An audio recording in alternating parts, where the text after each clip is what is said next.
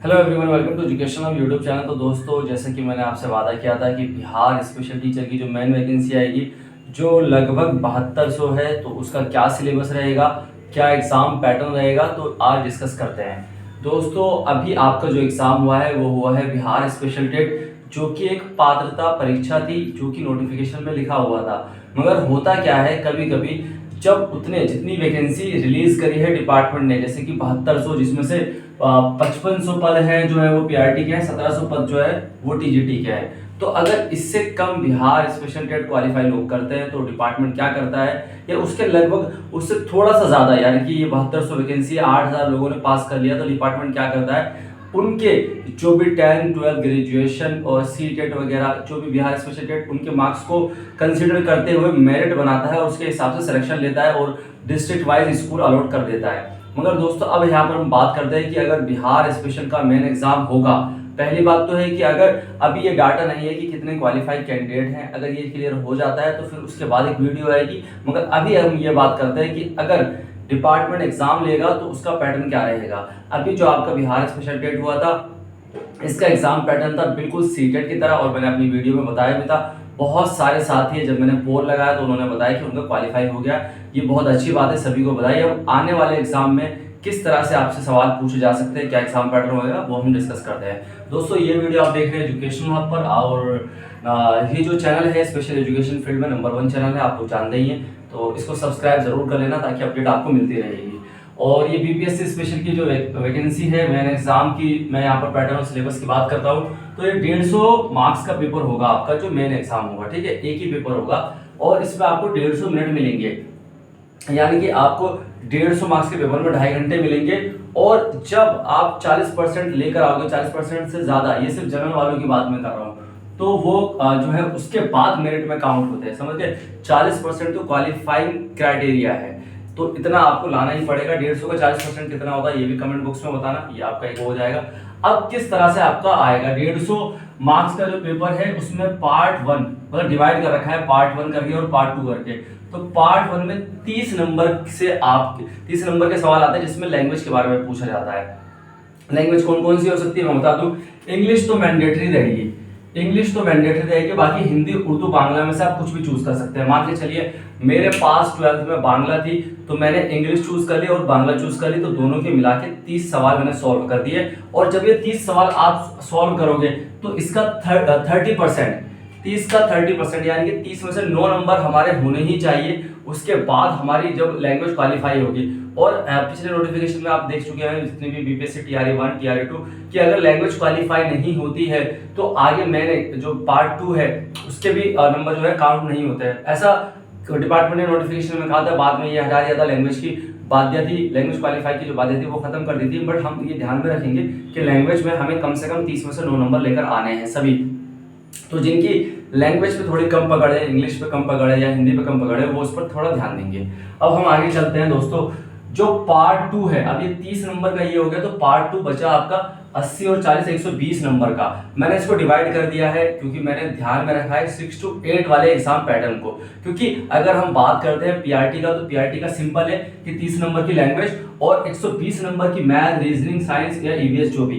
But हमारा क्योंकि special education का है, और तो इसलिए थोड़ा सा हमें स्पेशल का भी ध्यान में रखना है। अब एक चीज और बता दूं कि अभी जो बीपीएससी में वैकेंसी आई थी 9, 10 की 270, उसमें स्पेशल के ज्यादा सवाल नहीं पूछे गए थे। मगर आपको थोड़ा ध्यान में रखना है कि क्या पता डिपार्टमेंट इस बार आपसे भी स्पेशल एजुकेशन के ज्यादा सवाल पूछ ले। तो मैं यहाँ पर 40 और 80 करके डिवाइड करता हूँ। 40 में से आपके math, reasoning, science, EVS, SST वगैरह, करंट अफेयर, इनके सवाल पूछे जा सकते हैं, जिनकी जो फ्रीक्वेंसी हो सकती है 8 से 10 सवाल। मैथ के हो गए, रीजनिंग के 8 से 10 सवाल, 8 हो गए, कहीं पर 6 सवाल इसके पूछ लिए, 9 इसके पूछ लिए, ऐसे ऐसे करके लगभग इन सारे पार्ट्स में से आपके 40 नंबर के जो है क्वेश्चन बनेंगे। ठीक है, अब आते हैं पार्ट 2, क्योंकि आपका स्पेशल का ही पेपर होगा, आपका विशेष तौर पर स्पेशल का जो है पेपर होगा। अभी यहाँ पर थोड़ा सा मैं बता दूं कि क्या क्या हो सकता है, उससे पहले बता देता हूँ कि मेन जो ये आपकी वैकेंसी है ये कब तक आ सकती है। मेरा मानना है कि भाई ये वैकेंसी आपको अगस्त में देखने को मिलेगी, और कई साथी कह रहे हैं कि भाई बीपीएससी है ना TRE 4 उसके साथ, तो मेरा मानना है कि यस। तो ये लगभग आपकी वैकेंसी जो है अब से 2 या 3 महीने दूर है, 2 या 3 महीने दूर है। अभी हम अप्रैल के लास्ट में है, मई जून जुलाई छोड़िए, अगस्त या सितंबर में इसका कुछ ना कुछ आपको नोटिफिकेशन देखने को मिलेगा।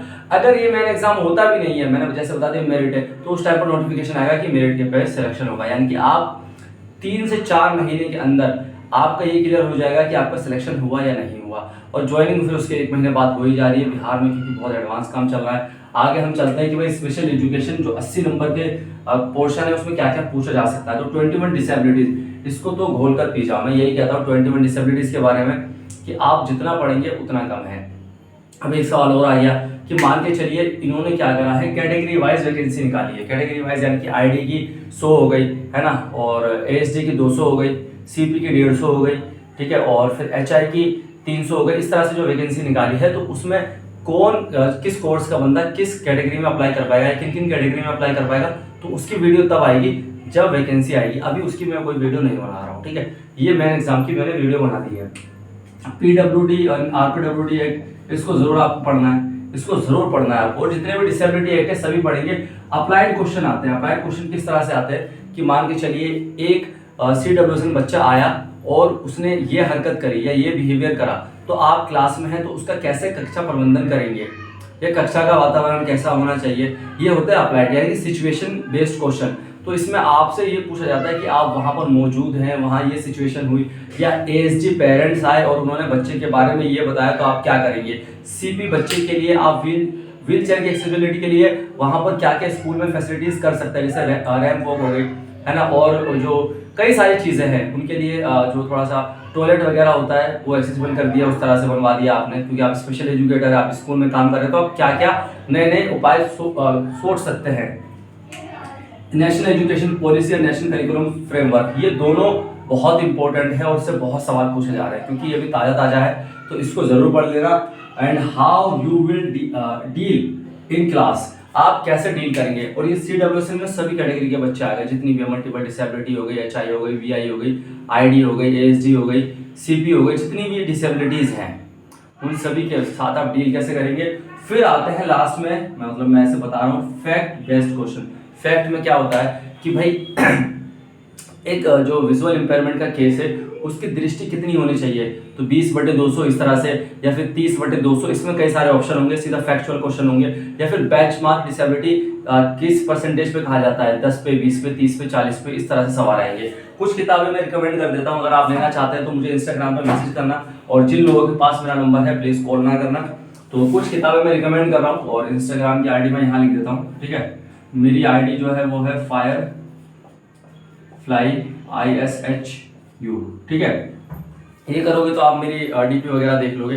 एक तो ये किताब है भाई जो जिसमें MCQ के क्वेश्चन है, ठीक है, ये इसमें 2000 से ज़्यादा MCQ के क्वेश्चन इसे कर सकते हो।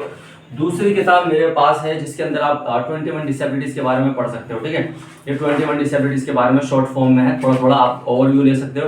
बाकी मैं कहूँगा कि एक थ्योरी की किताब और है, बट अभी वो आउट ऑफ स्टॉक है, जिस वजह से मैं वो आपको नहीं दिखा रहा हूँ। बाकी एक दिव्यांगता विशेष शिक्षा और समावेशी शिक्षा, ये भी मल्टीपल चॉइस क्वेश्चन की किताब है, इसको भी आप करेंगे तो जितनी आपकी प्रैक्टिस रहेगी उतना आपके लिए बेनिफिट रहेगा। अगर लेना चाहते हैं तो इंस्टाग्राम में मैसेज कर देना। Thank you all of you, keep watching, keep loving, keep supporting education of YouTube channel.